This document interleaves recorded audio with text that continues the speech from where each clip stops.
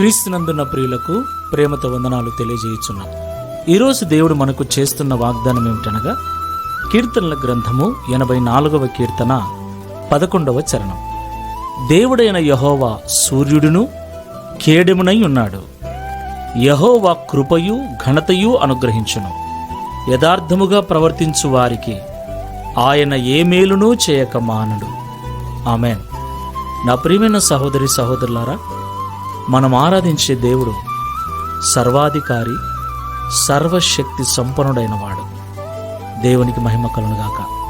మన బలహీన పరిస్థితులలో బలపరచువాడు, ఆదరణ కరువైన వేళలో ఆదరించువాడు, తల్లి వలె, తండ్రి వలె, భార్య వలె, భర్త వలె, సహోదరి సహోదరుల వలె, స్నేహితుల వలె మిన్నయైన ప్రేమతో మనల్ని ప్రేమించువాడు, మన ఎడల కృప చూపి మనకు ఘనతను అనుగ్రహించు దేవుడై ఉన్నాడు.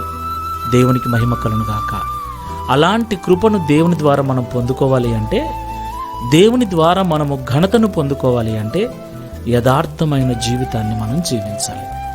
ఎవరైతే ఈ లోకంలో యథార్థమైన జీవితాన్ని జీవిస్తూ ఆయన పిల్లలుగా బ్రతుకుచూ ఉన్నారో ఆయన వారికి మేలు చేయకుండా ఉండడు. ఆలస్యమైనను సరే ఖచ్చితంగా యథార్థవంతులకు దేవుడు తప్పక మేలు చేస్తాడు. ప్రార్థన చేసుకుందాం. ప్రేమ స్వరూపుడమైన తండ్రి, పరిశుద్ధుడైన ప్రభువా, మీకు స్తోత్రములు చెల్లిస్తున్నాం. ఈ ఉదయకాల సమయంలో మాతో మాట్లాడిన ప్రతి మాటను బట్టి స్తోత్రములు నాయన. మా దేవుడవైన నీవు నీతి సూర్యుడవై ఉన్నావు. యథార్థ హృదయులకు ఘనతయు కృపయు అనుగ్రహించు వాడవై ఉన్నావని ఈ ఉదయకాల సమయం Download ShareChat.